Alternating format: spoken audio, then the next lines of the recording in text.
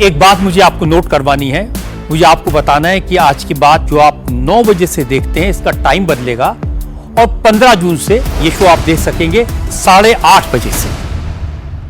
कि उद्धव की बैठक में 3 सांसद नहीं पहुंचे हैं। संजय जाधव नहीं पहुंचे हैं, भाऊ साहेब वाकचौरे नहीं पहुंचे हैं। 3 सांसद के नहीं पहुंचने की अभी जानकारी है। अभी ये किस वजह से नहीं पहुंचे, क्या वाकई में नाराज है, ये अब पता लगाने की कोशिश की जाएगी सर।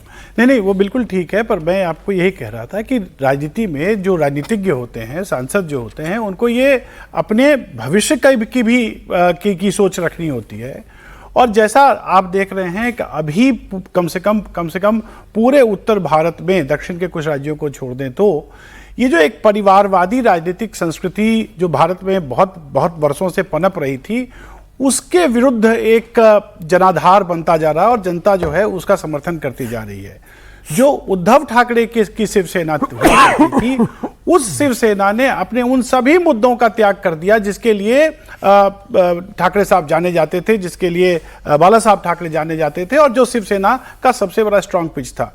जब कोई राजनीतिक दल अपने वैचारिकता से कॉम्प्रोमाइज करके ये जिस प्रकार की राजनीति में आ गई और जो उनके राजनीतिक पार्टनर्स बन गए, आप समझिए कि कांग्रेस के साथ उनका जो गठजोड़ है, जो वामपंथी राजनीति को फिर से भारत में, पूरे विश्व से वामपंथी राजनीति खत्म हो गई, लेकिन भारत में उसको फिर से पनपाने की कोशिश राहुल गांधी और उनके आसपास के लोग कर रहे हैं। तो वैसी स्थिति में मुझे तो लगता है कि उद्धव ठाकरे जी को ये सोचना चाहिए कि क्या ये सही समय है। मुझे तो लगता है कि उद्धव ठाकरे को अपने घर वापसी की आवश्यकता है। उनके सांसदों को तो जो है वो है ही है। अगर उद्धव ठाकरे घर वापसी उनके सांसद तो कह रहे हैं ना, विलय का ऑप्शन दे रहे हैं, हालांकि वो दूसरी पार्टीज को दे रहे थे, लेकिन अपने ही घर में अब 2 फाड़ हो रही है। वो संजय राउत को देखना होगा, उद्धव ठाकरे को देखना होगा। लेकिन जो ये 3 नाम है समीर जी, संजय जाधव, ओम राजे निम्बालकर और भाऊ साहेब, ये 3 अभी नहीं पहुंचे। तो ये 3 क्या नाराजगी की वजह से नहीं पहुंचे होंगे या कुछ और भी वजह हो सकती है? ये बागी हो सकते हैं क्या?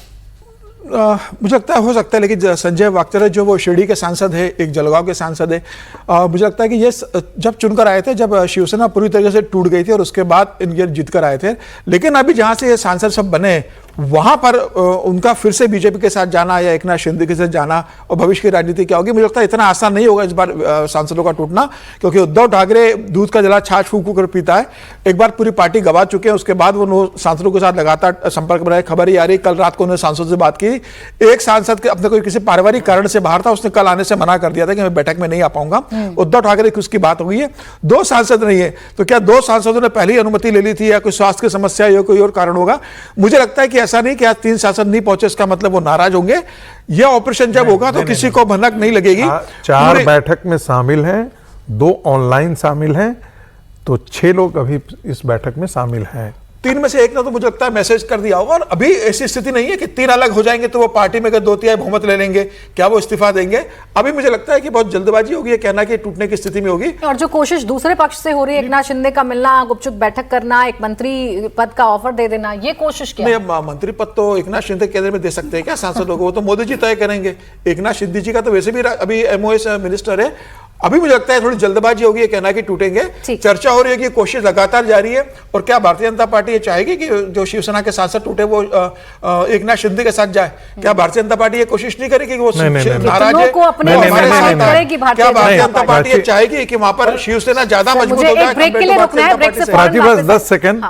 देखिए, भारतीय जनता पार्टी यदि बिखरती है उद्धव ठाकरे तो ये भारतीय जनता पार्टी के पक्ष में जाएगा।